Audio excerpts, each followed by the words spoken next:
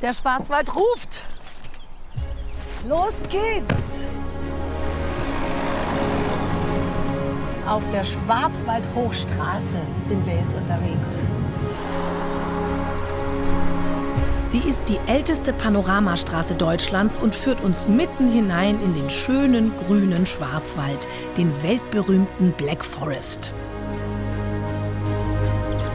Er liegt im Südwesten Deutschlands in Baden-Württemberg. Wir erkunden den nördlichen Teil mit seinem Nationalpark und allerlei touristischen Highlights. Wir fahren ins idyllische Calw, ins Kinzigtal nach Gutach und in die Kurstadt Bad Wildbad. Im mondänen Baden-Baden endet unsere Reise. Urlaub kann man hier in recht unterschiedlichen Landschaften machen. Die touristisch erfahrene Region hat in den vergangenen Jahren aber auch viele neue Attraktionen für Groß und Klein entstehen lassen.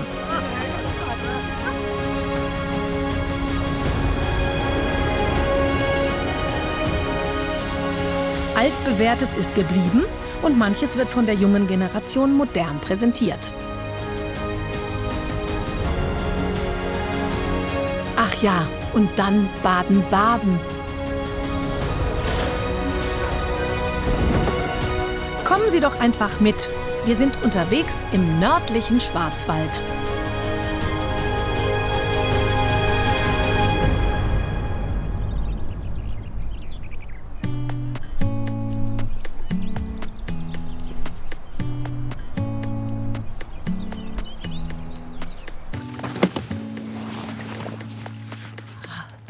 Mummelsee, 1036 Meter.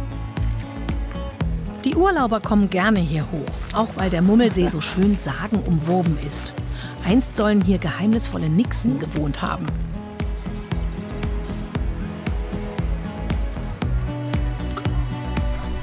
Einmal um den See laufen, das sind nur 800 Meter. Mittlerweile hat man auch mit einem neuen Ebenenweg für einen barrierefreien Zugang gesorgt.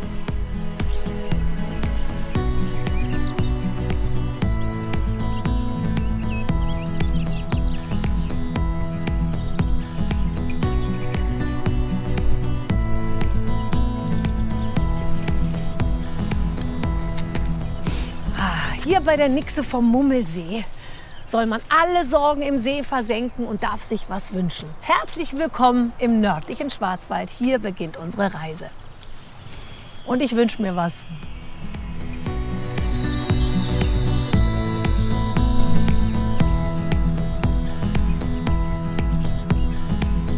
Und jetzt Bötchen fahren auf dem See.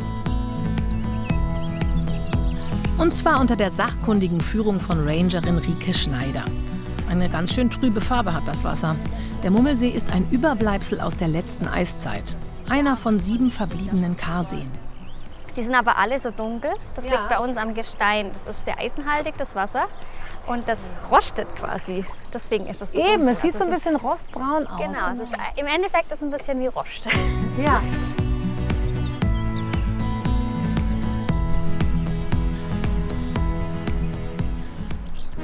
Und in diesem Gebäude kann man dann interessante Einblicke in die Schwarzwaldkultur tun.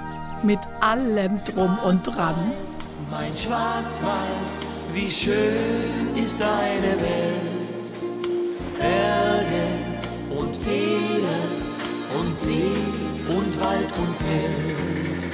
Hier wachsen Tannen, die jeden Stunde stehen. Schwarzwald, wie bist du so schön. Warmes Mummelseebrot.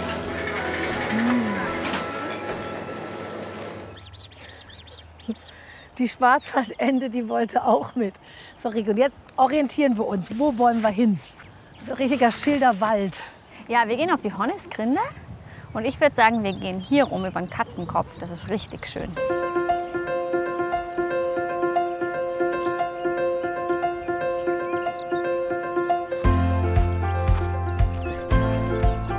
Die Route, die wir uns ausgesucht haben, nennt sich Genießerpfad. Die Wanderung dauert etwa 2,5 Stunden. Von hier blickt man bei guter Sicht bis in die Rheinebene und nach Frankreich.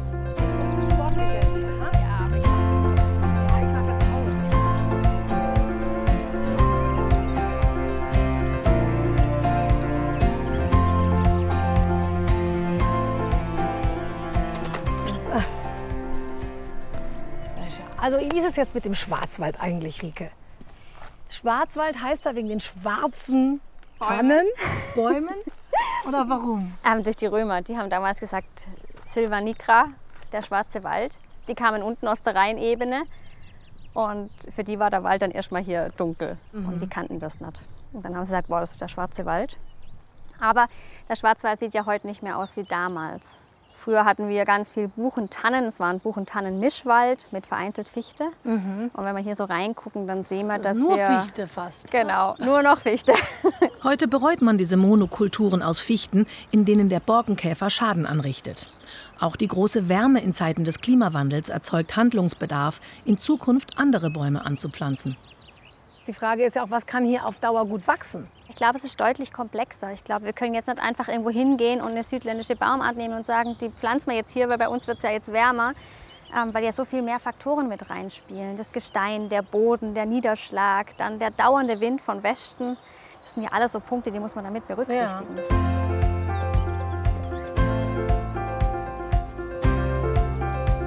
Es ist auch ein ganz besonderer Lebensraum für viele verschiedene Tierarten. Zum Beispiel die Kreuzotter. Kennst du die? Ja klar, die gibt's hier auch. Ja, ich habe sogar im Rucksack. Wie im Zeig's Rucksack? dir mal. Ist klar, im Rucksack. Wie du... Hast du die jetzt... Willst du sie mal halten? Nee. Ist aus Plastik. Machst du das immer auf deinen Touren so? Ja, so ab und an. Sieht aber sehr echt aus. Hast du dich wahrscheinlich schon selber mal vorschrocken, oder? Muss ich leider zugeben, ja. Also wir stellen uns vor, das kann also sein, man wandert hier so lang und da liegt die da so. Hier so. Ja, genau, das könnte sein. Und dann muss man was machen? Gar nichts. Laut singen? Nein, man freut sich, dass man eine Kreuzotter gesehen hat und geht weiter. Die würde ihr Gift nur ungern an uns verschwenden. Wenn es nicht unbedingt nötig ist, weil essen kann sie uns ja nicht. Okay, ein bisschen Respekt ist ja schon auch sinnvoll, weil wenn sie einen beißen würde, dann müsste man schnell was tun, oder? Ja, man müsste sich auf jeden Fall in ärztliche Betreuung begeben. Aber ganz sterben würde man nicht. Außer man reagiert allergisch und das weiß man halt meistens nicht. Aber wir machen uns jetzt keinen Stress. Wir haben jetzt gelernt, die tun uns nichts, weil die wollen ihr Gift nicht verschwenden. Und wenn man eine sieht, soll man sich freuen. Komm schnell rein ins Körbchen. Ja, packen wir sie wieder ein, bevor sie doch noch lebendig wird. Oh.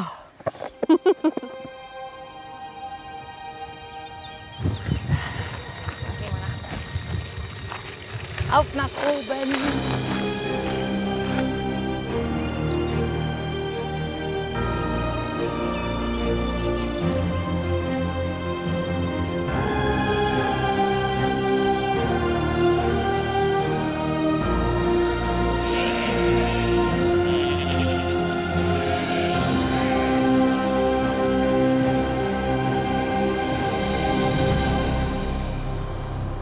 Jetzt haben wir gesagt, das schneiden wir? Nee, das rupfen wir. Wie man es halt zu Hause nicht unbedingt macht. Nein. Jetzt erzählst du mir mal, warum du diesen Nordschwarzwald so liebst. Ich mag das Wilde und ich mag die Kontraste. Auch den Unterschied. Jetzt da drüben sehen wir irgendwie die Rheinebene und bis nach Frankreich. Und in die andere Richtung haben wir dann die Schwäbische Alb. Es ist einfach, ich finde es einfach schön. Und auch das Mystische. Das Mystische, weil es ist ja schon auch manchmal dunkel und neblig und regnerisch. Das ist ja, kann es hier ja auch sein, ne? Mhm. Das mag ich total gern, ja. Auch das Liebliche ist auch schon auch schön im Südschwarzwald. Ja, aber ein bisschen lieblich haben wir es ja auch. Jetzt vor allem, ne? Genau. Und wie schmeckt deine liebliche Marmelade? Die ist super. Ja? Wie Holunderblüte. Darfst du gerne mal probieren, Ja, wenn du gerne. mit deinem Speck fertig bist. Ich kau immer noch, aber der ist super lecker.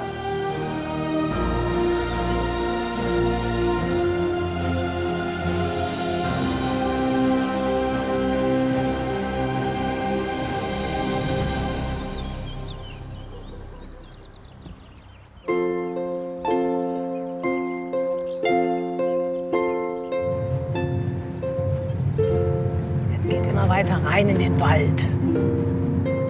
Schön. Wir sind etwas weiter in den Süden gefahren und ungefähr in der Gegend, wo auch die Schwarzwald-Hochstraße endet.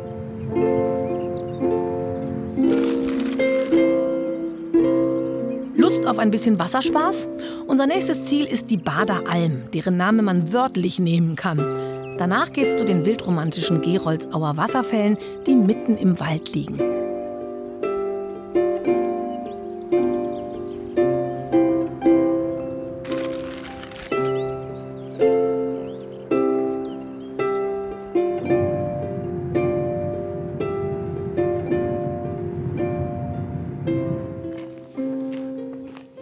Na, guckst, hä? Ja, hallo. Hallo. Hast du einen Weg gefunden, oder? Ja, richtig verwunschen. Tamina, Servus, hallo, ich bin der Fritz. Freut mich. So, dann gehen wir mal rein. Warnung vor dem Hunde. Ein Leben ohne ein Leben ohne Schwarzwald ist möglich, aber sinnlos. Sinnlos, genau. Sag ich doch. Ach, das ist ein ganzes Dorf Ja, jetzt wirklich. ein kleines Schwarzwalddorf. War es das auch immer schon? Nee, das war ein alter Bauernhof, ne? Und ich habe da jetzt so ein kleines Badedorf draus gemacht. Das Ach, so Schritt für Schritt erweitert Ja, das und Haus, die Bücher sagen 1684. Ich habe das Schritt für Schritt halt so ein bisschen restauriert.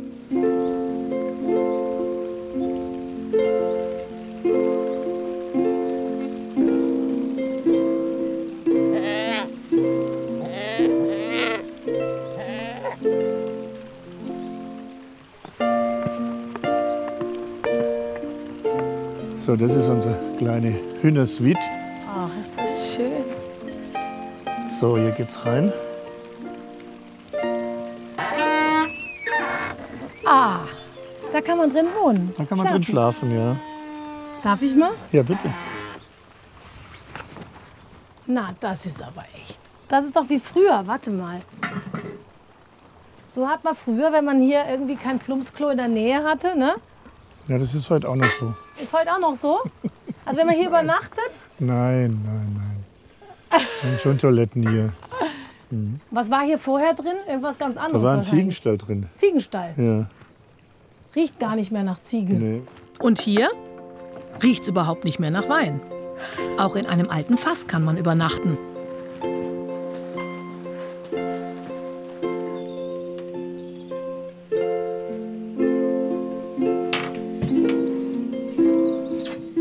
Also hier kann man schlafen und wohnen. Und das sind die alten Die alten. Trachten noch. Nein, das ist eine Hose, eine Unterhose.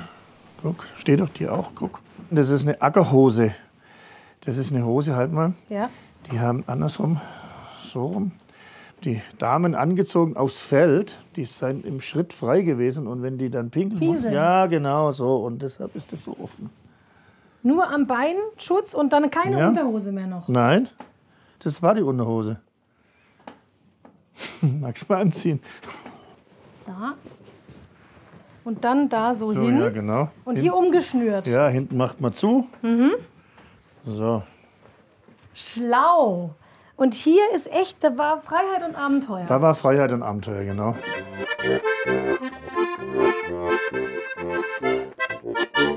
Die Gäste bekommen hier ein Rundum-Paket mit zünftigem, frisch gemachtem Essen.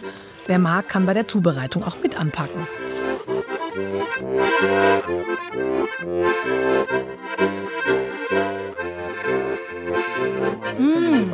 Mega. Die Zutaten kommen aus eigener Erzeugung oder aus der nahen Umgebung. Ein weißer Schwan zieht den Kahn mit der schönen Fischerin auf dem blauen See darin. Immer das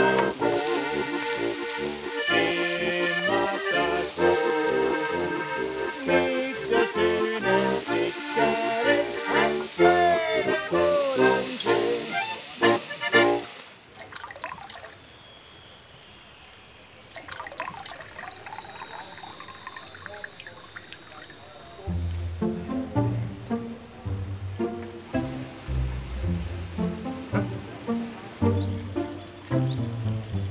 Wieso sehen denn die jetzt so aus, wie die aussehen? Ja, das ist so. Früher hatten die ja in diesen Strandbädern am Bodensee und so überall solche Kleider an.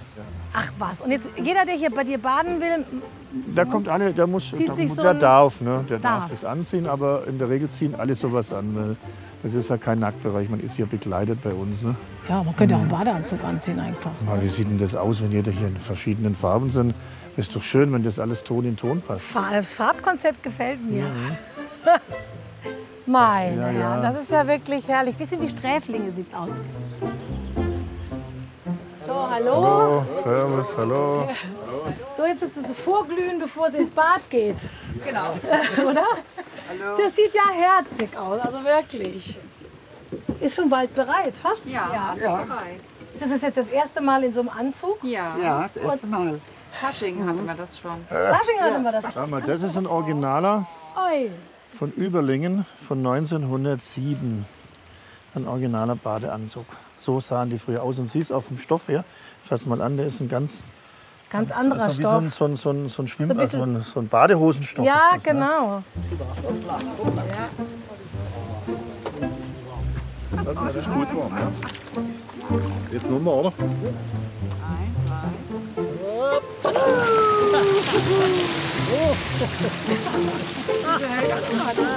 Nee.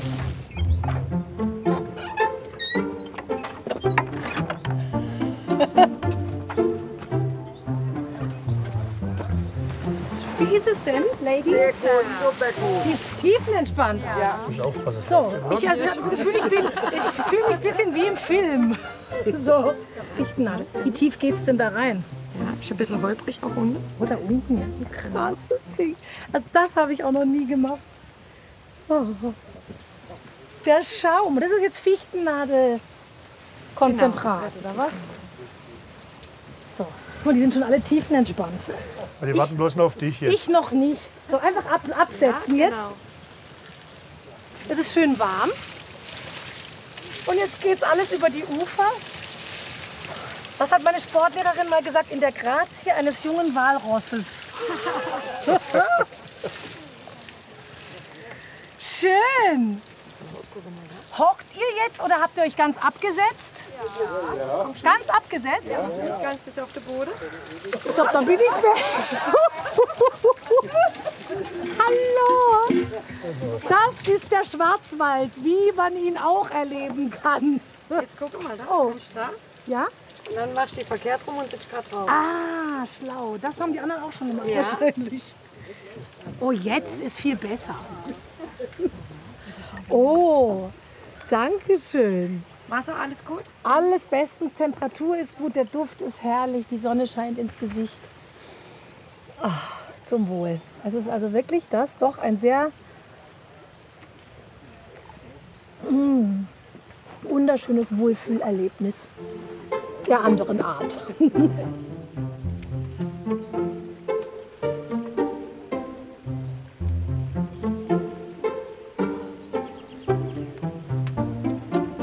Ein interessantes Zeremoniell. So. Ja. Oh, das sieht ja aus. Ihr seht aus wie Gespenster. Also ich bin 75 und muss sagen, das hat wirklich immer geholfen hier und hält mich frisch. Wie haben Sie das jetzt gemacht? Mit Wasser? Jetzt ein Bild dafür. So, also. Und jetzt?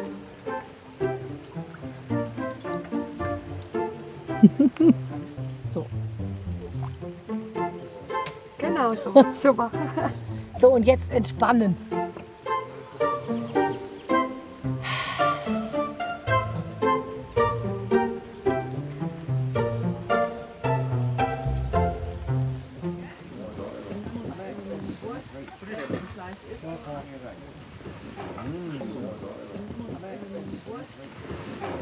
Das ist ein Festmahl. So, hier darf ich? Ja, ich bitte darum. Sehr gerne. Mensch, was eine Tafel. Ja klar, guck mal so lang. Da kann man das Ende fast nicht sehen. Du auch? Forelle? Fleisch. So, Kartoffelchen müssten hier auch noch auf den Teller. So lässt sich's leben im Schwarzwald, gell? Ein dreifaches Patsch. Was? Patsch. Was? Patsch. Was? Zum Wohl. Ah, so geht das hier. Zum Wohl. Oh Gott. Patschnass. Ach so.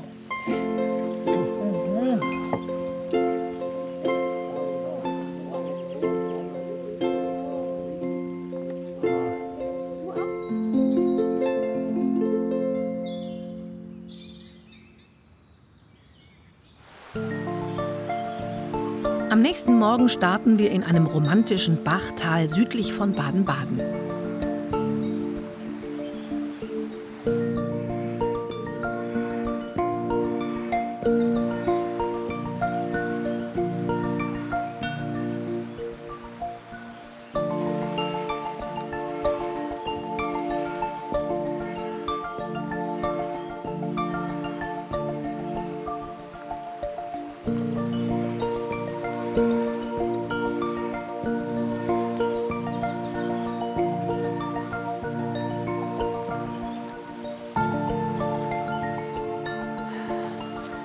tut so gut, in der Natur zu sein, im Wald. Da kann man mal wieder ein bisschen üben. Sehen, hören, riechen, spüren, wie die Füße den Boden berühren. Einfach ganz im Hier und Jetzt sein.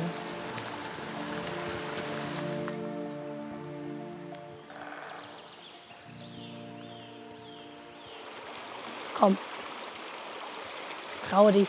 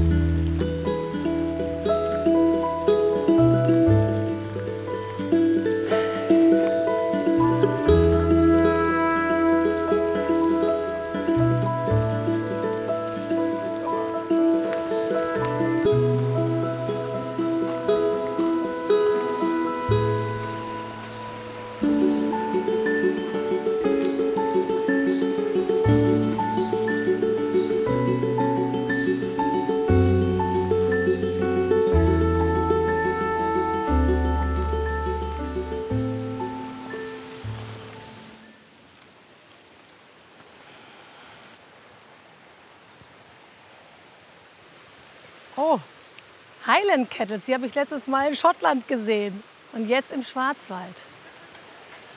Highland Kettle, das schönste Rind unter der Sonne. Das im Schwarzwald.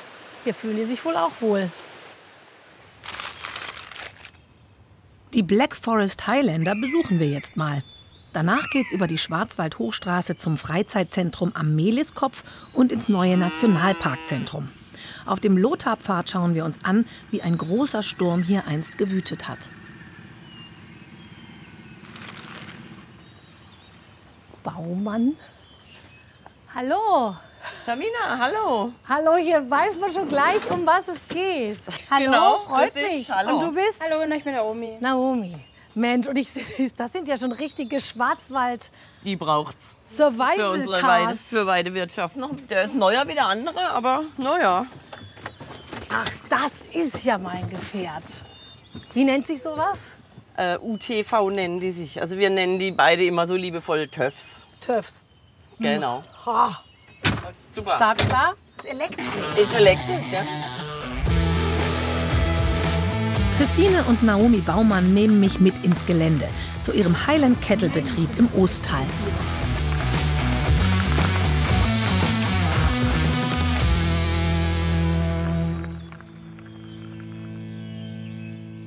Und wo sind jetzt die Hochlandrinder? Eben haben wir sie da vorne ganz am Zaun ja spannend. schon gesehen. Ne?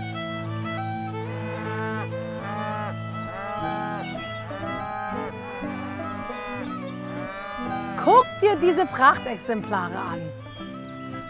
Ja, ihr seid ja die Allerschönsten. Ja. Und so viele verschiedene Farben. Ja, wir lieben es bunt. Und es ist auch immer sehr spannend, wenn ein Kälbchen zur Welt kommt. Du weißt einfach im Voraus überhaupt nicht, welche Farbe das haben wird. Und das finde ich eigentlich ganz, ganz schön. Richtig Oh, aber gut. das ist der Bulle hier, oder? Das ist der Bulle, ja. Unschwer zu erkennen. Ist er dann der Papa von... Ja, er ist der Papa hier von allen. Ja.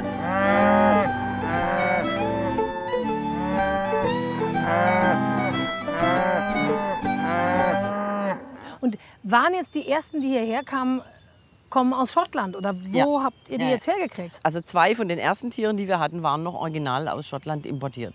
Mann und Frau, oder wie? Nee, es waren 2 Mädels und der Mann kam dann schon aus Deutschland tatsächlich. Aha.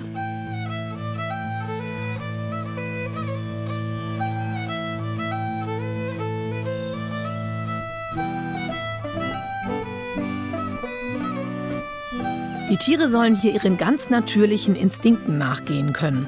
So wollen es Christine und ihr Mann Axel. Gelernte Landwirte sind sie nicht. Den Umgang mit den Rindern haben sie sich selbst beigebracht.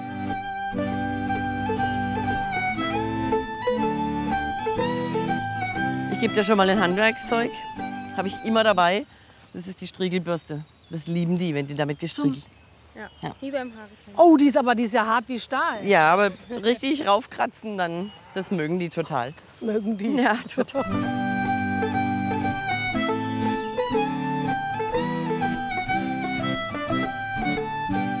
Das war immer so ein bisschen unser Traum, dass wir hier eben von niemand abhängig sind, dass wir hier unser Leben, unsere Idee gestalten können und das Optimale oder das Tolle oder das Gute für das Tier rausholen, dass es hier in natürlicher Umgebung eben groß werden kann und natürlich irgendwann auch auf dem Teller landet. Wo ist also einer, was nach innen abgestanden? Normalerweise kommt der so auf die Welt. Also Christine, in Schottland konnte ich die nicht kämmen, die schottischen Hochlandrinder. Ja. Wieso lässt er sich das jetzt hier so gerne gefallen? Also legen wir einfach größten Wert darauf, diesen sozialen Kontakt zum Tier zu haben, um sie zu zähmen und dann auch, sie sind halt händelbarer. Wenn sie zahm sind, sind sie händelbarer. Ich kann sie überall anfassen. Ich kann auch mal gucken, ob er irgendwo, keine Ahnung, vielleicht eine offene Wunde hat oder viele Zecken oder was auch immer. Und das kann ich natürlich einfach dann. Und ja, wir mögen das so. Wir haben auch extra so ein kleines Kabäuschele, also ein Kälberschlupf nennt man das, am Stall, wo nur die Rinder reingehen und da werden sie mit kleinen Leckerlis verwöhnt, dass sie da einfach immer wieder reingehen und da kann ich anfangen, sie zu zähmen. Wenn es sich wohlfühlt, dann wird es gekämmt. Ja. Ja. Und dann gewöhnt sich daran, dass es was Gutes ist. Eine meiner Leidenschaften, kann ich stundenlang, könnte in diesem Kälberschlupf übernachten. Also war es eher die Liebe zum Tier, die dann zu dem Kämmen und Kuscheln geführt hat? Ja, und auch, ich finde Stressabbau pur. Also es erdet mich. Dieses Erden oder dieses Runterkommen ist für mich wie mentales Training. Andere gehen abends ins Yoga, ich gehe Kühe bürsten. Ich finde, es ist die bessere Alternative tatsächlich. Zum Wohl. Schön, dass es euch sein kann.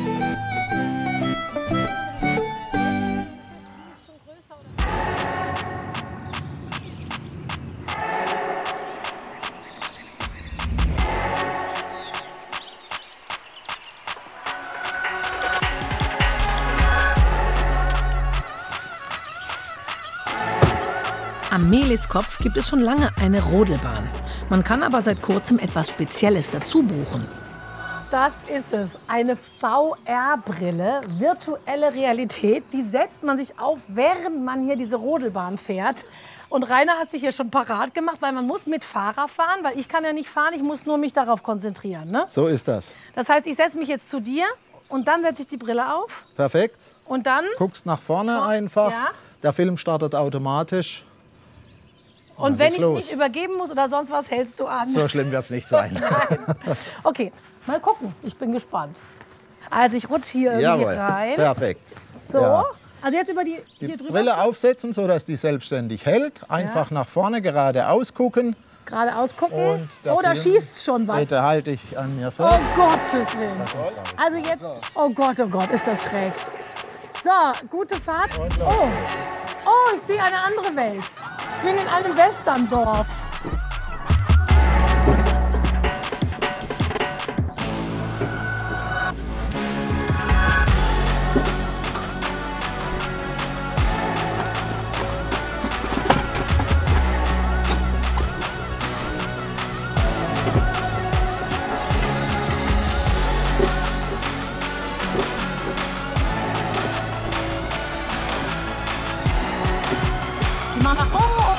Jetzt, oh!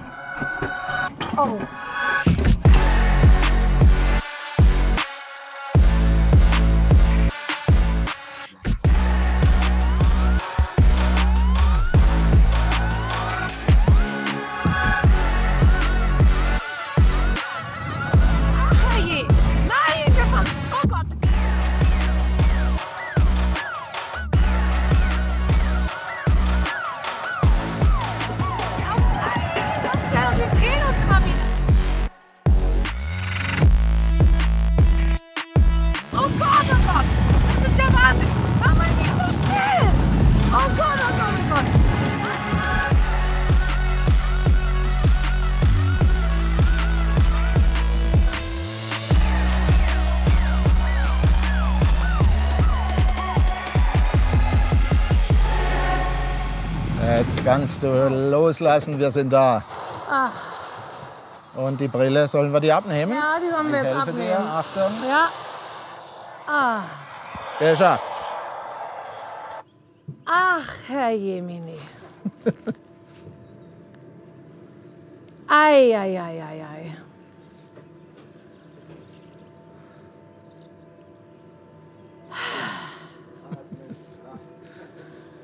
Atmen, atmen, atmen.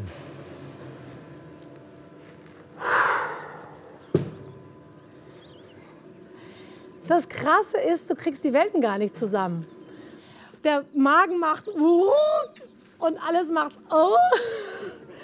Ich habe einfach die Augen zugemacht und dann relativiert sich das alles wieder. Der Körper versteht wieder, was Sache ist. Und jetzt am Schluss bin ich so halbwegs, aber sehr zittrig. Also sehr krasses Erlebnis. Man kriegt halt nichts vom Schwarzwald mit, aber man hat ein krasses Erlebnis, ne? Ja. Wie war das bei dir? Das hast du sehr cool gemacht. Kam sehr cool für mich rüber. Ja, du hast ja den schönen Schwarzwald gesehen. Ja. Ich musste durch die wilde Welt. Ja. Also ich finde die reale Welt immer noch die bessere Welt. So ist es. Mir geht's ist es. genauso. Ja, ne? Und der Schwarzwald ist doch so schön. Absolut. So, ich erhole mich jetzt erstmal. Und dann auf ins nächste Abenteuer. Und das liegt nur 15 Kilometer weit entfernt, mitten im Nationalpark Schwarzwald.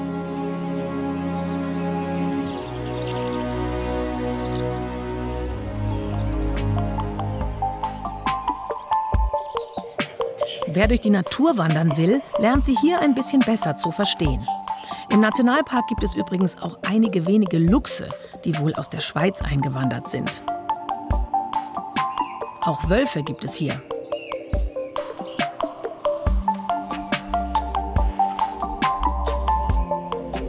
Und da ist sie wieder, unsere Kreuzotter von der ersten Wanderung. Im Nationalpark wird der Wald seinen eigenen Kreisläufen und Gesetzen überlassen. Pflanzen und Pilze leben hier wieder in der Umgebung, an die sie sich in der Evolution angepasst haben.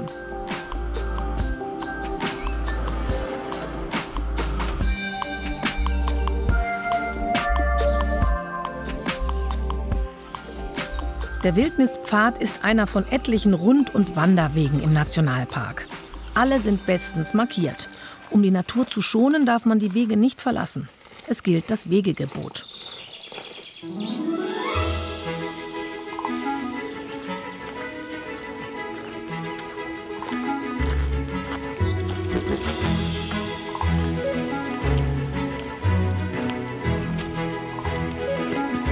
Was man vorher nicht unbedingt ahnt, die Wege sind manchmal durchaus geheimnisvoll verschlungen und führen auch über Hindernisse.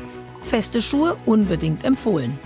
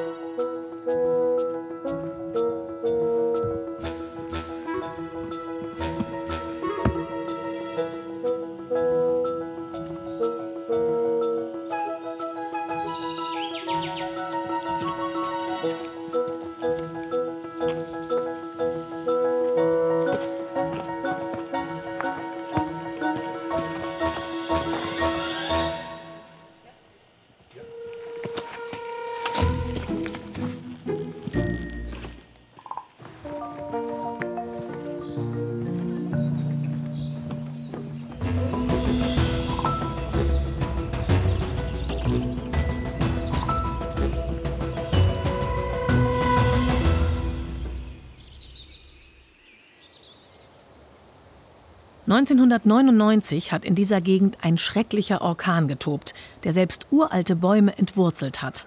Man nannte ihn Orkan Lothar. Ein Sturmtief bewegte sich damals von der Bretagne Richtung Osten. Im Schwarzwald wurden noch nie zuvor dagewesene Windgeschwindigkeiten gemessen.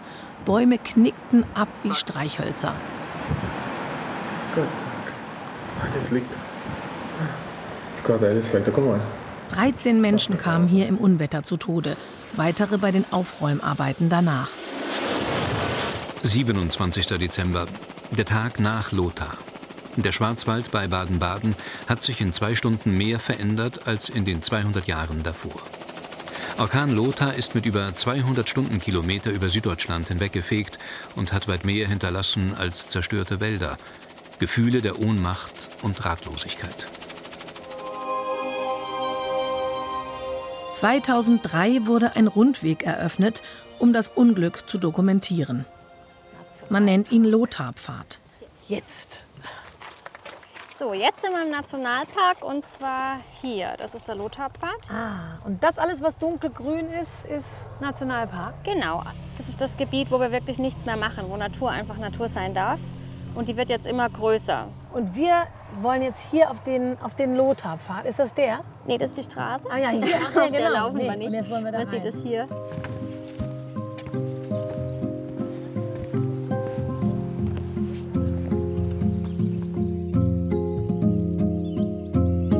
Nur 800 Meter lang ist der Lehr- und Erlebnispfad. Man läuft über Treppen, Brücken und Stege, die über die umgestürzten Bäume gebaut worden sind. Ein Teil des Parcours ist barrierefrei. Auch bei Sturm. Halt ohne Betonfundament oder so zu machen. Ich weiß noch, bei Lothar war es tatsächlich so, wir haben ja so ein kleines Schwarzwaldhäuschen, wo ich aufgewachsen bin.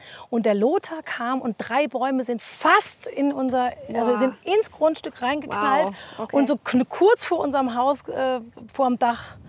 Echt? Es war richtig ein richtiger Schreckmoment. Es hat so geheult und gestürmt, ich habe wirklich, wirklich Angst gehabt. Ja, es war auch verrückt. Es War waren wirklich Wahnsinns-Windgeschwindigkeiten. Ja. Mein Papa hat es mir damals so erklärt, also wir waren ja über 200 km/h und dann ist er mit uns mal auf der Autobahn so richtig schnell gefahren und gesagt, so, und jetzt streckt mal den Kopf raus, dann wisst ihr, wie es mit dem Lothar, wie der Wind war. Und das fand ich total cool, und er ist ja nicht mal 200 gefahren und es waren ja, glaube ich, Spitzengeschwindigkeiten von 270. Singen am Hund.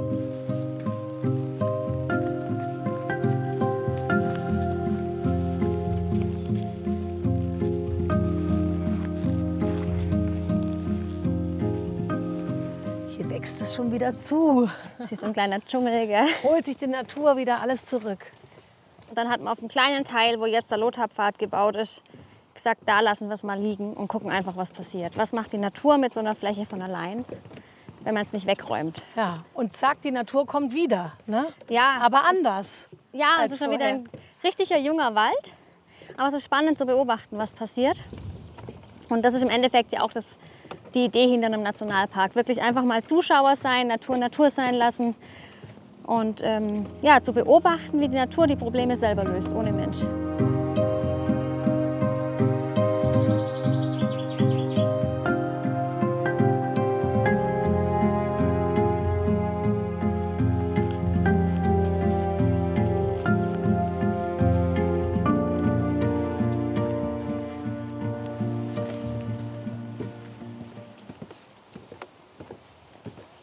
Schau mal da. Wow.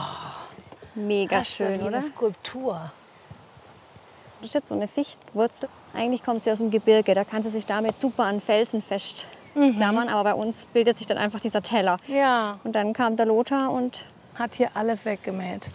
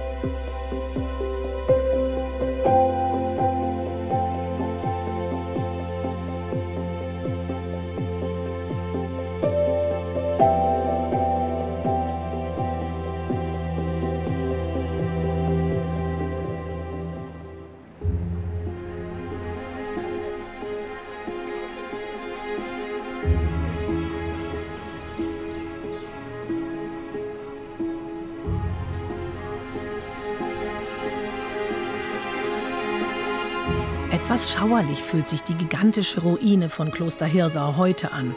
Im Mittelalter war das Benediktinerkloster aber ein hochpolitischer Ort.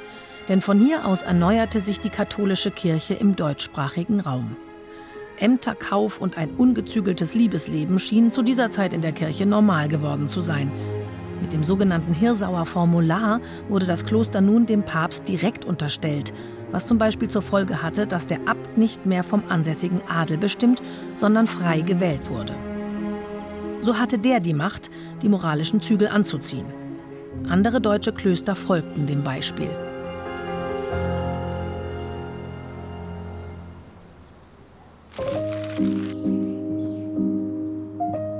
Hirsau ist heute ein Stadtteil von Calw. Wer die Klosterruine besichtigt hat, sollte unbedingt auch ins Stadtzentrum fahren. Oder umgekehrt.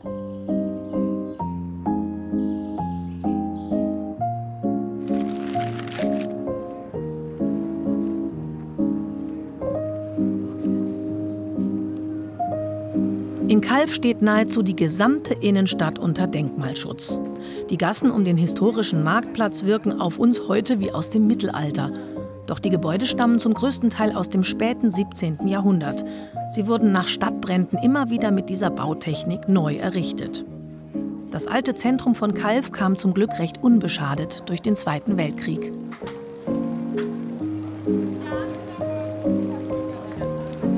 Calw pflegt seine Historie und sein heutiges Image.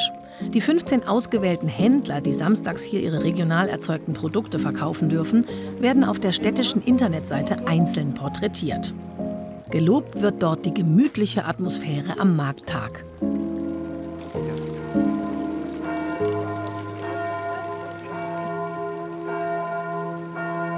Seit einiger Zeit stößt man bei einem Bummel zwischen den historischen Bauten auch auf die Spuren des berühmtesten Sohnes der Stadt. In Calw ist der Schriftsteller Hermann Hesse geboren und aufgewachsen.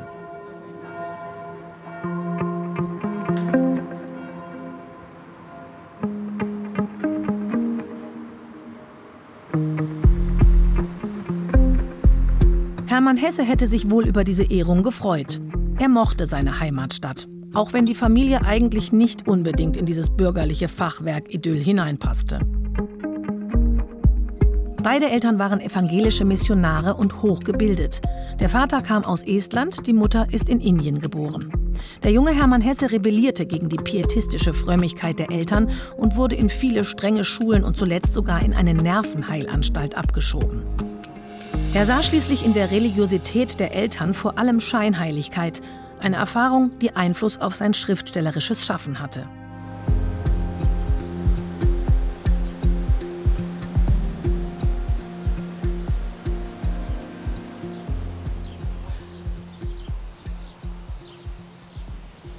Es ist mir eine Ehre und eine faszinierende Persönlichkeit. Es gibt so viele tolle Hesse-Zitate. Eins ist zum Beispiel: Wir verlangen, das Leben müsse einen Sinn haben, aber es hat genau nur so viel Sinn, wie wir selber ihm zu geben imstande sind.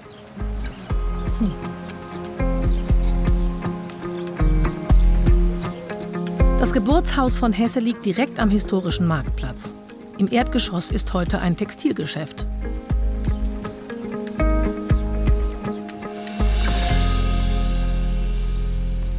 Piet Schaber wohnt in der oberen Etage, wo sich das Geburtszimmer Hermann Hesses befindet. Man kann es auf Anfrage besichtigen.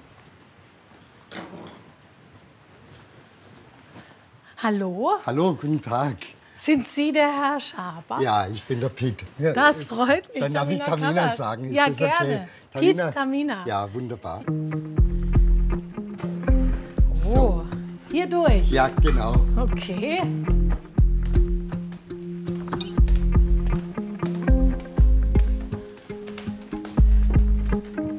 Das ist ein interessanter Weg hier. Ja. Okay. Guck an, habe ich schon extra vorne hingemacht. Hermann Hesse als 10-Jähriger. Da guckt er schon so ganz interessiert pointiert. Genau, und begrüßt die Gäste. Ja.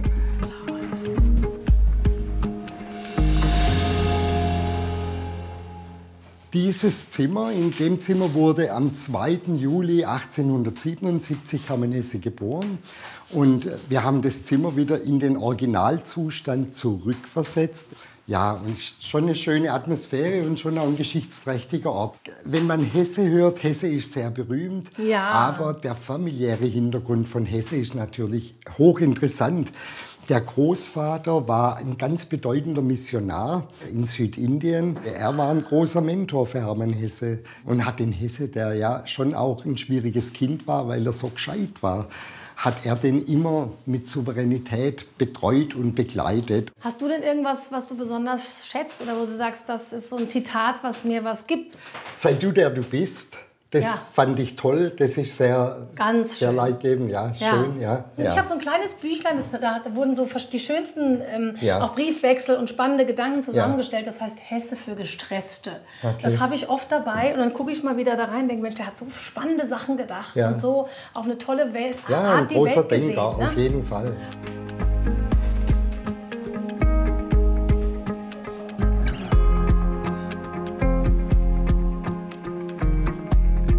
Udo Lindenberg empfindet eine Seelenverwandtschaft zu Hermann Hesse und hat sicher auch eine schwierige Lebensphase hinter sich, hat in der Phase Hesse gelesen, hat eine starke Identifikation mit Hesse, die Leidenszeit, der Leidensdruck, Konflikte mit dem Elternhaus, mit der Gesellschaft. Und es war eine unglaubliche Überraschung. Irgendwann stand Udo hier, hat Calw besucht, hat sich natürlich gefreut, dass er in der Hessestadt ist. Und ich kann es dir zeigen, das war hier die Panikzentrale, meine ganze Wohnung mit über 40 Bandmitgliedern und alles, was dazugehört. Alle hier drin? Alle in der Wohnung. Ich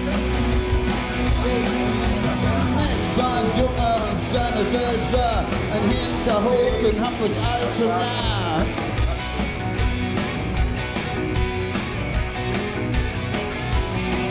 Seine Mutter war schon tot, sie starb sehr früh. Hier war die Panikzentrale, die ganze Panikband, Udo, die waren alle hier. Die Musiker, die Leute, die am Stage sind, die im Hintergrund arbeiten. Und es war ein sehr nettes Miteinander. Die waren alle hier in deiner Wohnung? Ja, alle hier in der Wohnung. Wir haben die Zimmer aufgeteilt, die wurden alle improvisiert als Garderoben. Aber es war lässig, es hat funktioniert und es war wirklich sehr nett. Mensch. Udo hat hier 4 Konzerte gegeben auf dem Marktplatz. Und es waren geschichtsträchtige Momente, muss man wirklich sagen, und mit schönen Erinnerungen verbunden. Ja, das ist ja gut improvisiert hier im Hermann-Hesse-Haus. Ne? Und dann sagt Controletti, Signore, die Bühne ist angerichtet. Es geht ab, es geht ab. Alles gut, alles gut. Ja, gut. Ja.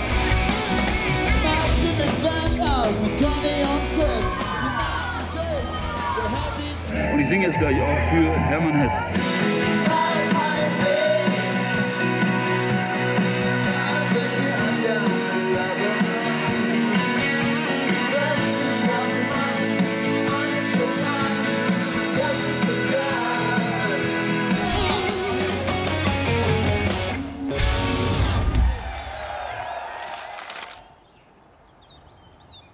Von Calw geht's jetzt nach Süden ins Kinzigtal.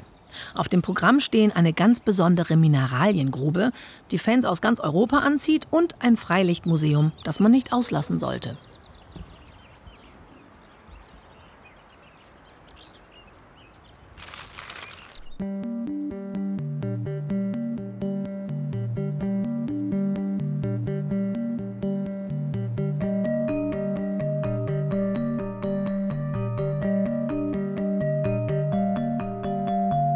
Die großen Waldbestände, der Holzhandel und die damit verbundene Flößerei waren im nördlichen Schwarzwald immer eine wichtige Quelle des Wohlstandes. Aber schon seit dem Mittelalter förderten die Herrschenden hier auch den Abbau von Eisenerzen, Kupfer und Silber. Das zog wiederum immer neue Siedler an und bescherte vielen Ortschaften eine Blütezeit. Bis heute werden in der Gegend Industrieminerale abgebaut. Das Betriebsgelände der Grube Clara bei Wolfach wird zu bestimmten Terminen im Jahr für die Öffentlichkeit geöffnet. Kristall- und Mineraliensucher aus ganz Europa melden sich dann hier an, um in den Felsbrocken mit schweren Vorschlaghämmern und anderem Gerät nach wertvollen Fundstücken zu suchen. Nachgewiesen sind hier 400 verschiedene Mineralien, auch im Weltvergleich eine große Vielfalt.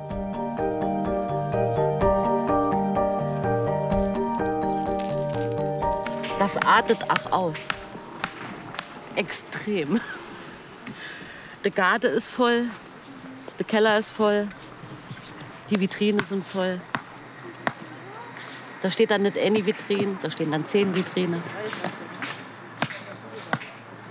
Kleines Museum.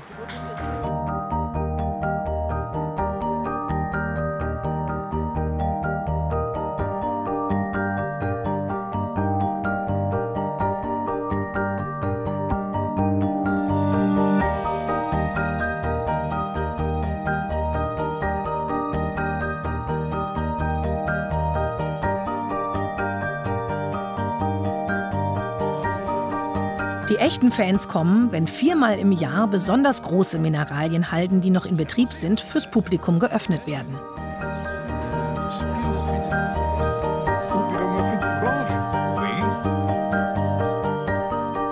Kommen viele Leute hier, die kommen hier schon 40, 50 Jahre. Ich bin hier schon 35 Jahre hier. Wir kommen jedes Jahr 1, 2, 3 Mal. Außerhalb dieser Eventtage finden auf einer ganzjährig geöffneten Mineralienhalde auch Schulausflüge und Kindergeburtstage statt.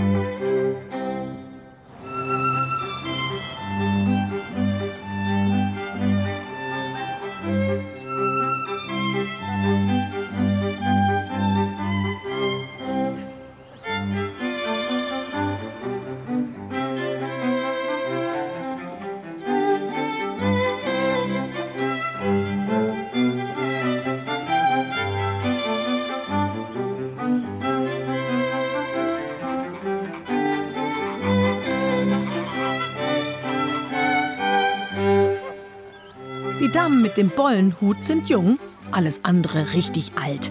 Alle Gebäude wurden woanders im Schwarzwald abgebaut und hier wieder neu errichtet. Eine vergnügliche Lehrstunde, auch für die Kleinen. Jawohl.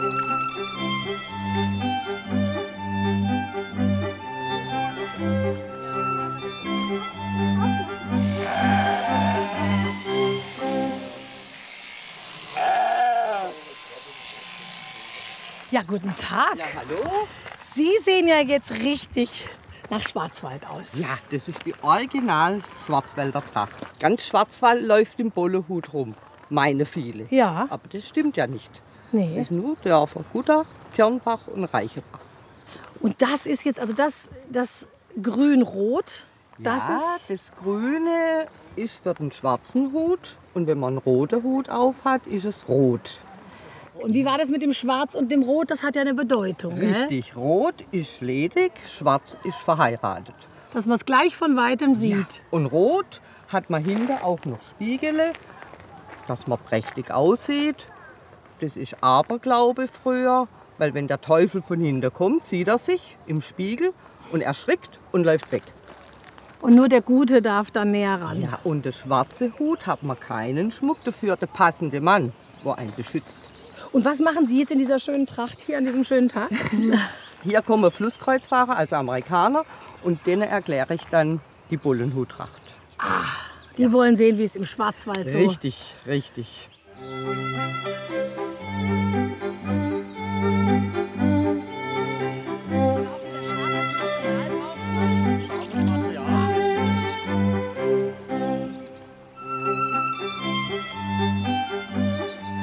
Hier wäre Dichle gebohrt.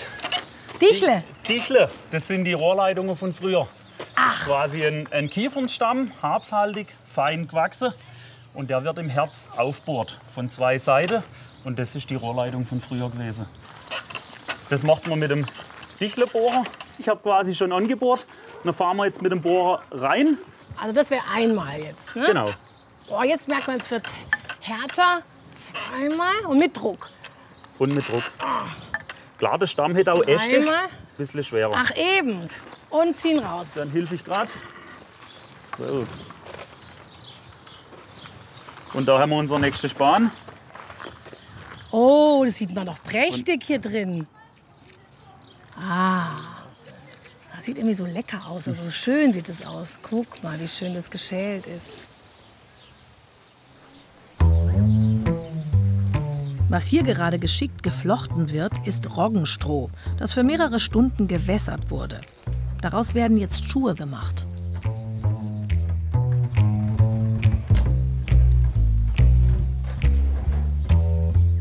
die dieses alte Handwerk hier ehrenamtlich vorführen, haben oft auch einen persönlichen Bezug dazu. Meine Mutter und ich haben das schon vor 40 Jahren, oder sie hat es angefangen. Weil mein Bruder wollte Strohschuhe und sagt sie war sehr geschickt. Das kann ich auch selber. Und so hat sie angefangen. Und ich habe ihr immer geholfen. Und dann, wo sie über 80 war, ging es leider nicht mehr so gut. Und das war ihr so ein Herzenswunsch, dass das weitergeht. Und dann habe ich gesagt, ich kann das nicht alleine. Halt zu meinem Mann gesagt, jetzt sitze mal hin und guck zu. Und er hat noch nie eine Nadel in der Hand gehabt. Und dann hat er angefangen und meine Mutter war zufrieden, ich auch. Und jetzt sitzen wir schon im Museum.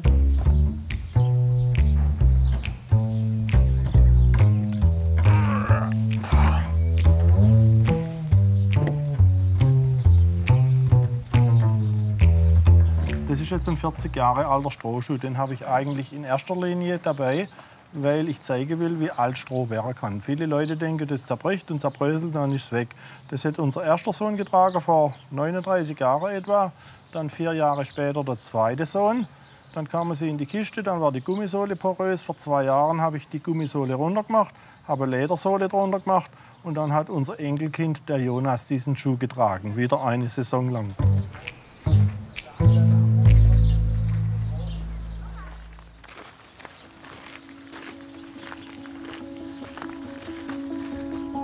Das ist der Vogtsbauernhof, der 1612 erbaut wurde und dem Freilichtmuseum seinen Namen gegeben hat. Mit ihm begann hier alles. Sicher weiß man, dass hier seit 1816 3 Familien zusammen unter einem Dach wohnten. Sie lebten von der Wald- und Viehwirtschaft. Das selbst geerntete Obst und Gemüse und auch das geschlachtete Fleisch deckten den Eigenbedarf und wurden in dieser Küche verarbeitet. Oh, die Rauchküche. Hier riecht es auch überall noch nach Rauch. Schon ganz schön dunkel und ein anderes Leben gewesen damals im Schwarzwald. Die letzte Bewohnerin kochte hier noch bis 1965, bis der Hof zur Keimzelle des Museums wurde. Genauso wie die Küche ist das Wohnzimmer nebenan nahezu im Originalzustand erhalten. Das ist die letzte Vogtshofbäuerin, was die wohl alles erlebt hat.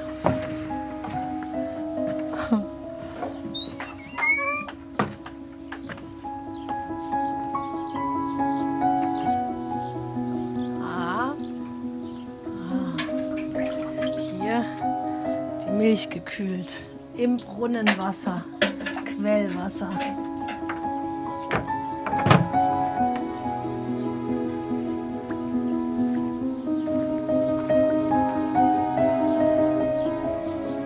Sehr beeindruckend auch der Hippenseppenhof, einer der ältesten Haustypen, die für den Schwarzwald belegt sind.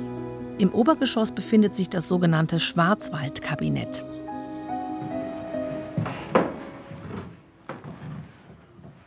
Hier muss man immer auf den Kopf achten, so tief ist es. Begehbare Kirschtorte.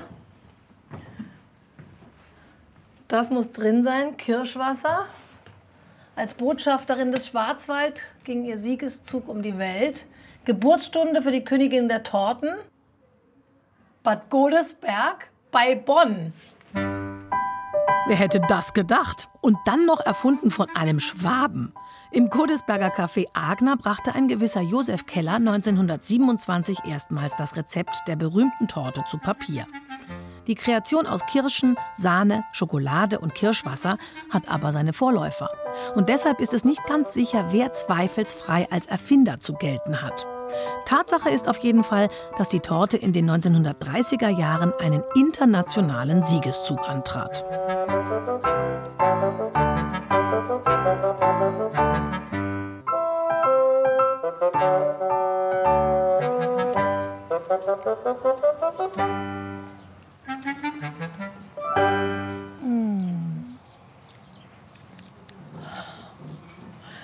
In Deutschland ist staatlich geregelt, was Schwarzwälder Kirsch enthalten muss, und von der Europäischen Union ist die Torte als traditionelle Spezialität geschützt. Mahlen darf sie allerdings jeder, wie er will. Und das geschieht auch. Moderne Künstler interpretieren das Symbol immer wieder neu. Genauso wie den Bollenhut.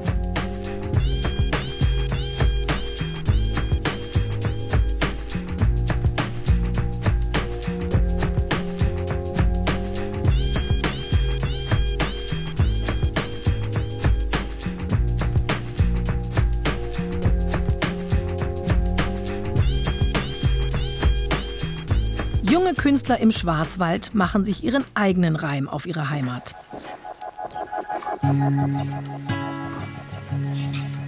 Der Fotograf Sebastian Wehrle ist einer von ihnen. Seine Fotos haben Bezug zu den Traditionen, doch er interpretiert sie in seinen Fotos auf eine Weise, die immer überrascht, oft auch provoziert.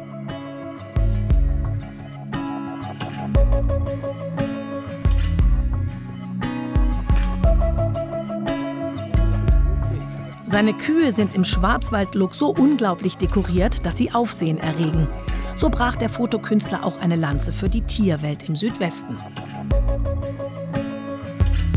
Seinen Durchbruch hatte er jedoch mit seinen Trachtenporträts, die bereits in Berlin und New York ausgestellt wurden.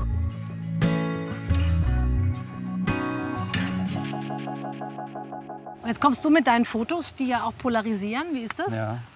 Ja, am Anfang hätte es die auch ziemlich provoziert, das Ganze. Ja? Ja. Ob man den Bollenhut überhaupt so und nicht anders? Ja, generell die Trachten, also sie sind ja original so fotografiert, aber so modern mit Tattoos und Gesten, tja. Und? Ja, also das hat schon die ein oder andere E-Mail oder Brief hat's gegeben. Im Großen und Ganzen ist das Projekt ja aber durch die Decke gegangen dann. Und jetzt machen wir 2 Schwarzwälder. Ein schönes neues Schwarzwaldprojekt quasi. Jetzt muss ich irgendwas wissen, was beachten? Irgendwie? Das sage ich dir dann nachher vor der Kamera, was es dann zu tun gibt. Ich bin ja ein bisschen aufgeregt. Ja, okay. Aber du bist ja gewöhnt vor der... Ja, aber hier läuft es ja so im Fluss, weißt du? Ja. Für ein Foto muss man sich ja so hinstellen. Und meine Mimik entgleist meistens, wie sie will. Jetzt muss ich mich ja dann ganz... Ja, eigentlich ist es sehr, sehr entspannt. Okay, es wird entspannt. Ich bin gespannt. Ja.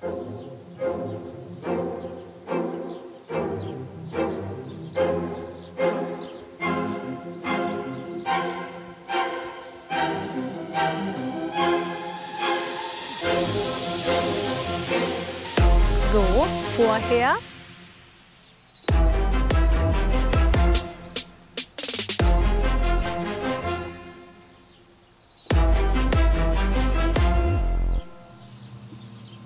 Hei. Krass ist die. Jetzt hat der Schwarzwald dich langsam im Griff, ja? Ja, wirklich. Ich fühle mich auch schon ganz anders. Aber ich finde, es hat auch so einen heiligen Ernst auch. Ne? Dass wenn man mal wirklich einsteigt, man kann ja von außen manchmal auch so ein Befremden haben, wenn man Tracht sieht, je nachdem in welchem Kontext. Ne? Aber ich finde, wenn man sich dem mal annähert, dann, dann versteht man vielleicht auch doch wieder ein bisschen mehr davon, was Tradition ist und was Identität ist auch für manche. Ne? Auch wenn ich jetzt natürlich damit nicht aufgewachsen bin, so. Aber ich finde das ganz spannend, da mal einzutauchen.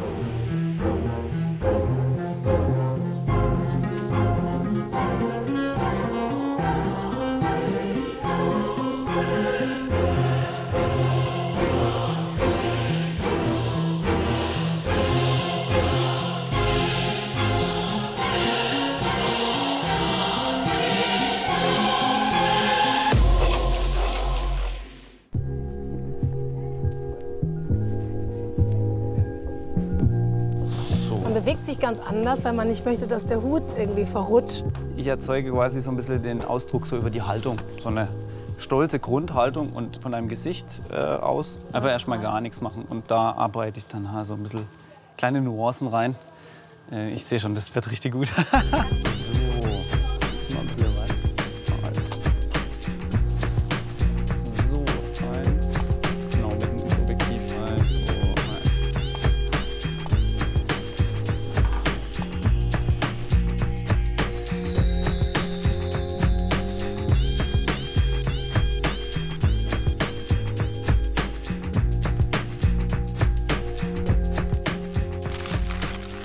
Neuer Tag. Heute geht's ins Hochmoor von Kaltenbronn. Wir schauen uns die alte Kurstadt Bad Wildbad an und machen dort auch ein bisschen Wellness. Außerdem erkunden wir den dortigen Hausberg, genannt Sommerberg. Da steht eine ganz besondere Brücke, über die man gehen sollte.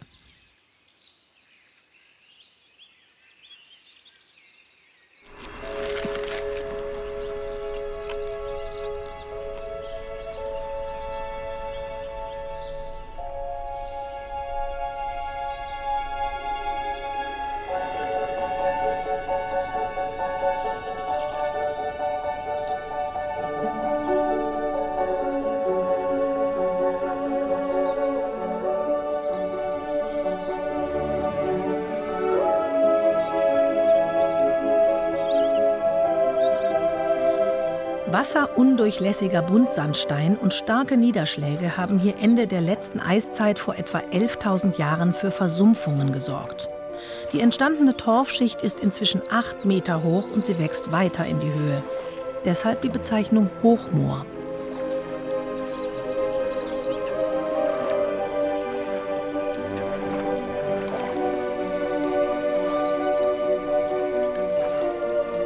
Hochmoore sind von unschätzbarem Wert für den Klimaschutz. Sie speichern sehr viel Kohlenstoff, weltweit etwa doppelt so viel wie die gesamte Biomasse der Wälder zusammen.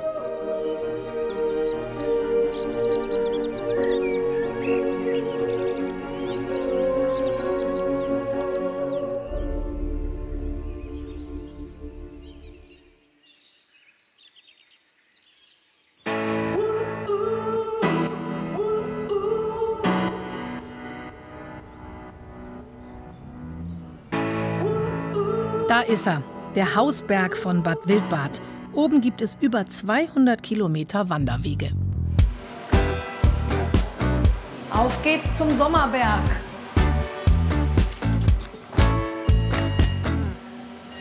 Die Ente ist auch schon ganz aufgeregt.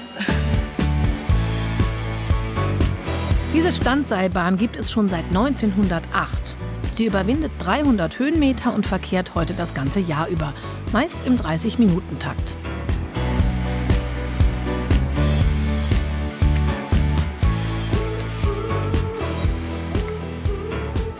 Rundwanderwege, kleine Sommerbergrunde, 5 Bäume Runde, große Wahnsinn.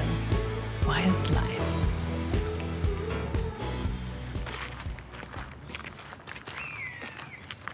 Oh.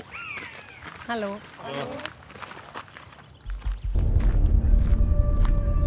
Jetzt wird's ernst.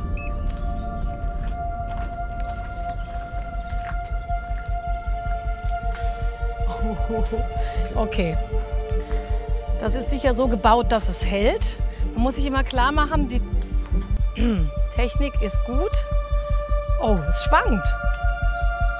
Das habe ich ja nicht so gern, wenn es schwankt.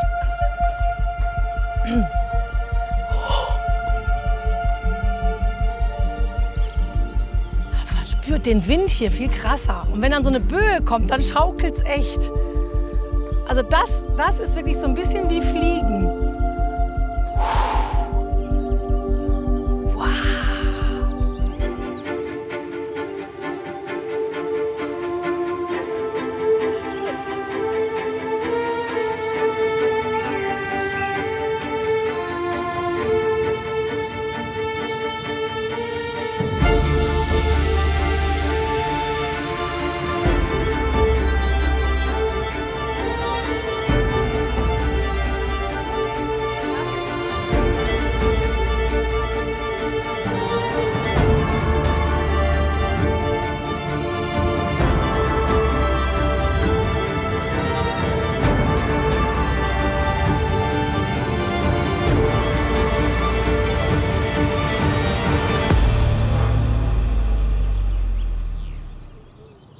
Runtergucken ist nur was für Fortgeschrittene. Das ist wirklich eine kleine Challenge. Hallo. Oh. Extreme Steigung. Sie haben Höhenangst, ja? Wieso haben Sie sich denn mit Höhenangst hier drauf getraut? Weil ich sie überwinden wollte. Und wie fühlt es sich jetzt an? Heute fühlt es sich gut an. Heute stehe ich, ohne mich festzuhalten. Mensch, Glückwunsch. Geht es gut? Ja. Toll. Waren Sie schon mal auf so einer Hängebrücke? Nein. Und was ist das für ein Gefühl? Es wackelt sehr und mein Mann hat gemeint, es wackelt für mich wahrscheinlich noch viel mehr wie für Fußgänger. Und wie ist es? Aber es ist gut. Ist gut. Ist gut. Es hat was, gell?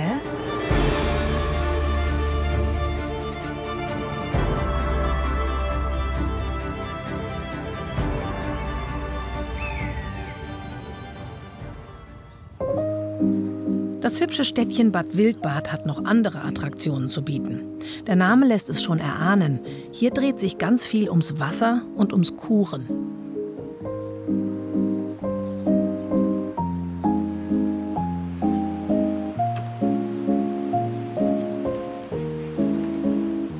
Das ist die Eingangshalle des alten König-Karls-Bades, 1881 im neubarocken Stil gebaut.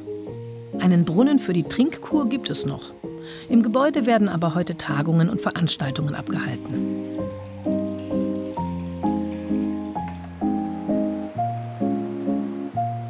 Durch Bad Wildbad fließt die Enz. Und an ihrem Ufer gibt es jede Menge schöne Plätze zum Verweilen. Mit oder ohne Schwarzwälder Kirschtorte.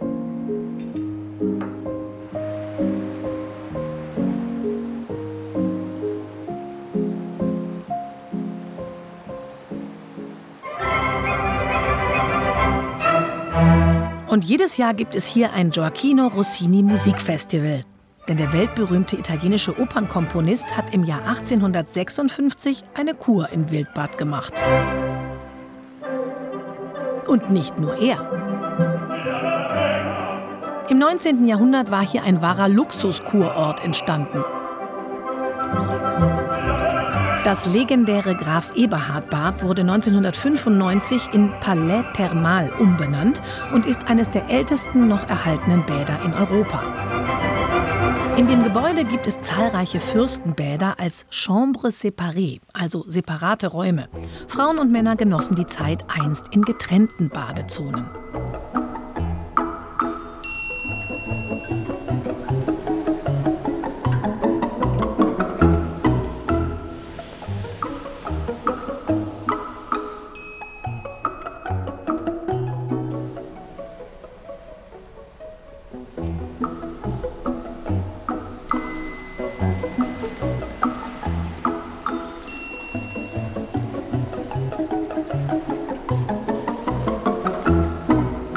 Die Becken sind zwischen 32 und 38 Grad warm und gefüllt mit dem Wildbader Thermalwasser.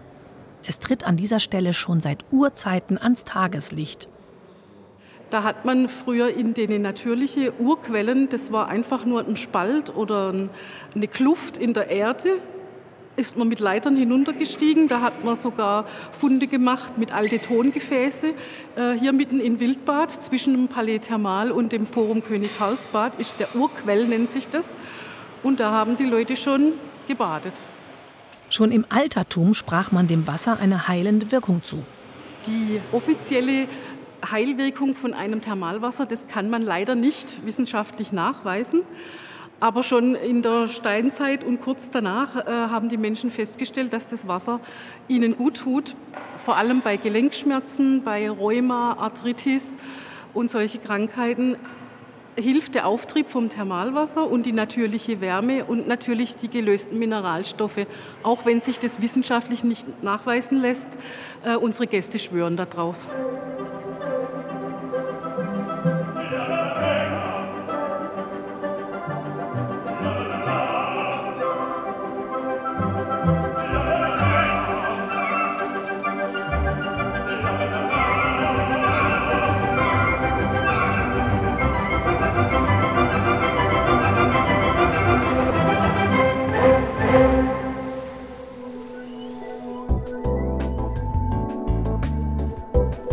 Im Palais Thermal gibt es auch eine moderne Saunalandschaft nebst Sonnenterrasse und anderem angenehmem Wasserspaß.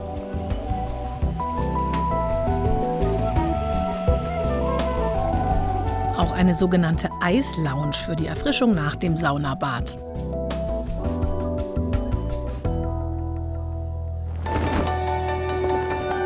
Wir nähern uns Baden-Baden.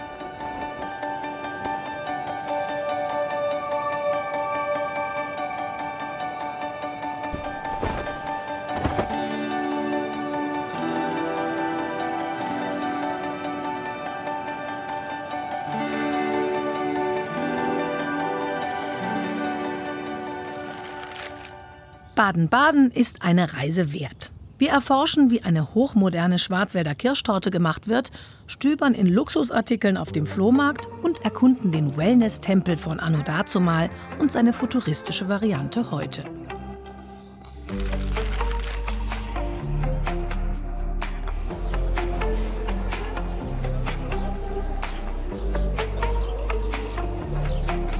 In kaum einer anderen deutschen Stadt ist die Dichte der Einkommensmillionäre verglichen zur Einwohnerzahl höher als hier. Die Kurhauskolonnaden wurden vor mehr als 150 Jahren in Anlehnung an damalige Pariser Geschäftspassagen erbaut. Auf luxuriöse Bedürfnisse ist man hier eingestellt.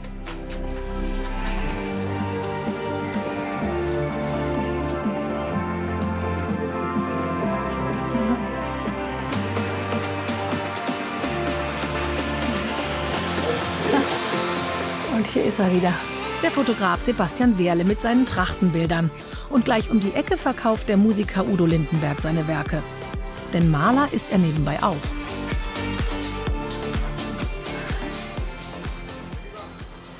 Uns Udo. War schon eine coole Socke. Baden-Baden ist eine international anerkannte Festspielstadt. Es unterhält Deutschlands größtes Opern- und Konzerthaus. Die Lichtenthaler Allee flankiert die Oos, die durch die Stadt fließt.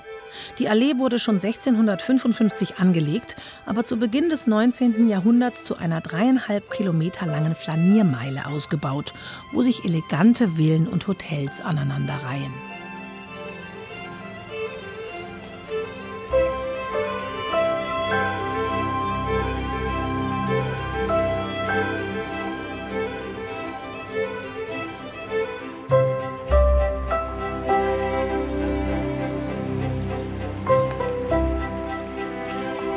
Heraus sticht bis heute das Grand Hotel Brenners Park, das seit seiner Gründung Berühmtheiten und Politiker beherbergt hat, wenn sie nach Baden-Baden kamen.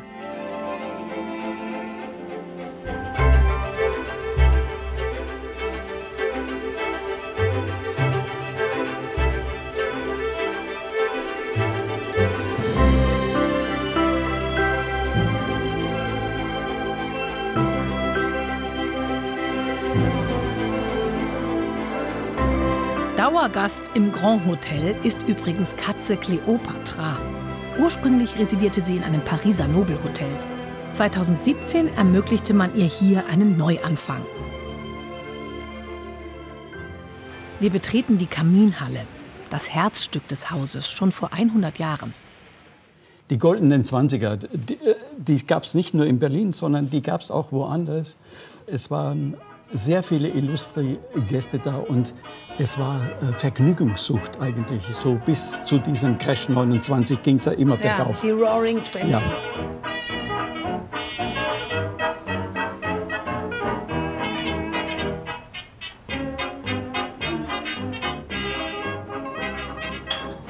Im Februar 1952 begannen die Vorbesprechungen für den deutsch-französischen Freundschaftsvertrag. Mhm. Hier haben sich auch Charles de Gaulle und Konrad Adenauer getroffen. Und da haben Sie den deutsch-französischen Freundschaftsvertrag. Der ist dort vorbesprochen und aus der Taufe gehoben worden. Im Januar 1963 wurde er dann feierlich im Élysée-Palast in Paris unterzeichnet. Und wie viele Karossen schon vorgefahren sind. Helmut Kohl traf hier 1997 Boris Jelzin, Angela Merkel 2009 den US-Präsidenten Barack Obama.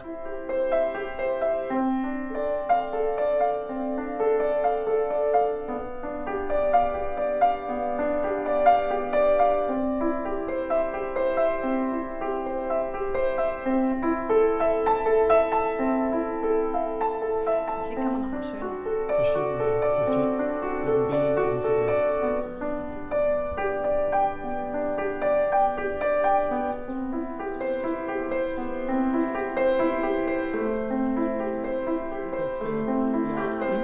Berühmt sind auch Brenners Torten und Teilchen, die in der Verantwortung des französischen Star-Patissier Pierre Hermé hergestellt werden.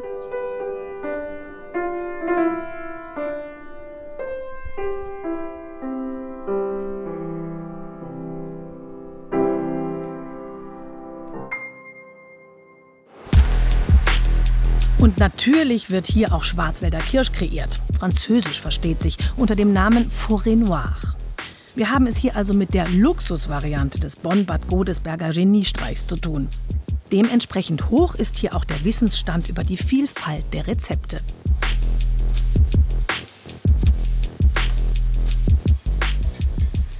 Jeder hat halt so seine Ansicht. Mehr Zucker, ein bisschen weniger Zucker, ein bisschen mehr Alkohol, ein bisschen weniger Alkohol. Ja. Gerade im Schwarzwald gibt es sehr viele Schwarzwälder Kirschtortenliebhaber. Und es schwankt so zwischen der Meinung, die Torte ist nur da, um den Alkohol zu binden. Oder die Torte sollte möglichst ausgewogen sein, dass Frucht, Schokolade und Creme sich im Einklang halten.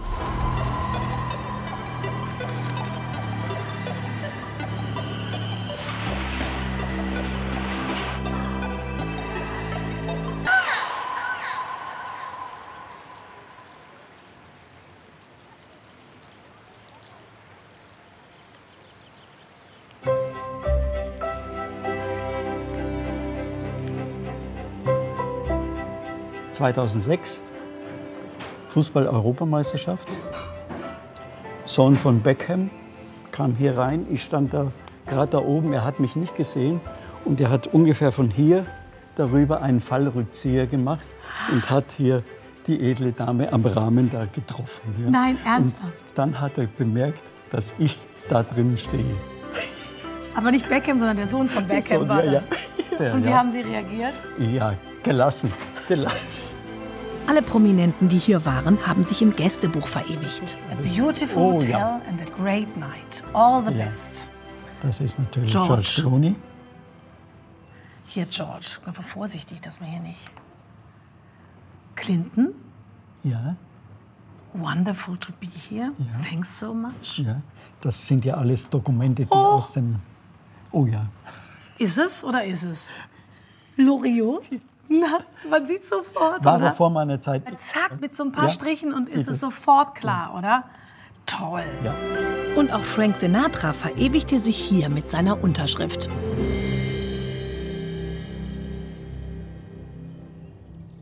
Weil in Baden-Baden so viele reiche Leute leben, lohnt es sich vielleicht mal über den Flohmarkt zu gehen, um nach gebrauchten Luxusschnäppchen Ausschau zu halten.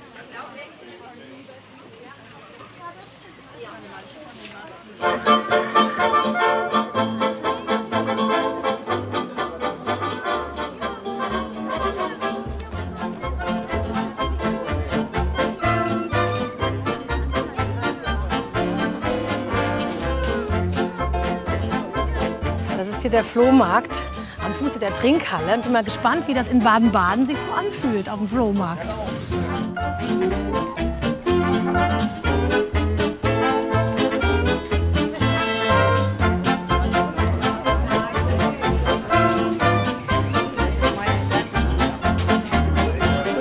Annabelle, ach bitte komm doch schnell, so schreib ich täglich, denn das Leben Annabelle ist nur mit dir erträglich. Kleider, Hüte, Pelze und Juwelen will ich schenken.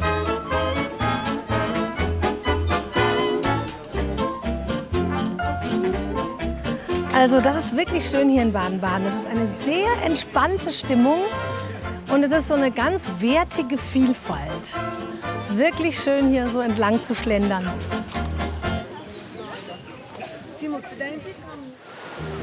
Die Thermalquellen und der Kurbetrieb hatten auch in Baden-Baden ihre Blütezeit im 19. Jahrhundert. Dementsprechend stammen die prächtigsten Gebäude, die man heute dort bewundern kann, aus dieser Zeit. 1842 wurde die Trinkhalle fertiggestellt, wo man das Heilwasser einnahm. Da sind sie wieder, die Nixen vom Mummelsee.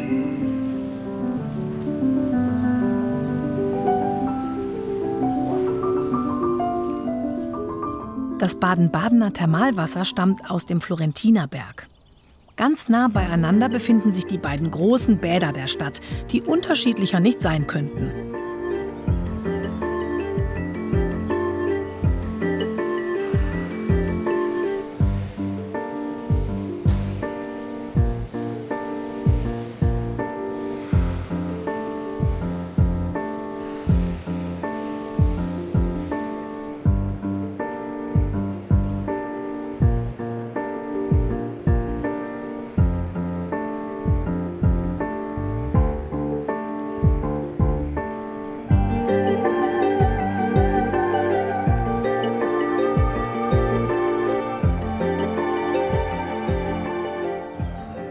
Am Südosthang des Florentinerberges strömt täglich das Thermalwasser aus 2000 Metern Tiefe an die Oberfläche.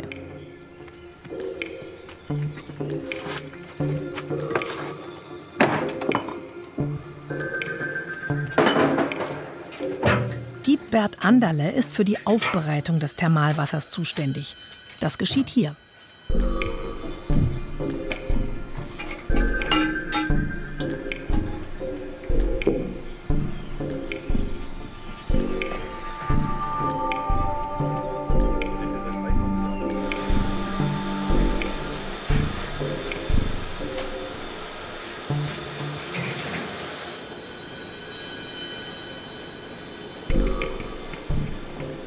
So, das ist unser Heißwasserkessel. Hier kommt das heiße Wasser aus dem Friedrichsstollen mit einer Schüttung von 800.000 Litern am Tag. Wird von hier verteilt, Herrenseite und Damenseite des Friedrichsbad. Und das überschüssige Wasser fließt durch eine Leitung in die Technik der Caracalla-Therme. Dort wird es zu Badewasserzwecken benutzt. Unser Wasser hat hier eine Temperatur zwischen 65 und 68 Grad Celsius. Und das ist die moderne Caracalla-Therme, die sich das Wasser mit dem historischen Friedrichsbad teilt.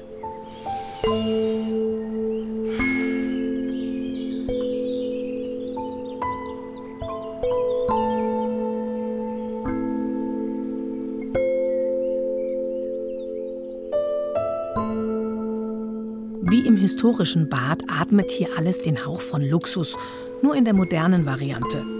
Zu allen Jahreszeiten sind die Thermalwasserbecken der großen Badelandschaft konstant zwischen 18 und 38 Grad warm. Die Felsengrotte hat heißes und kaltes Wasser.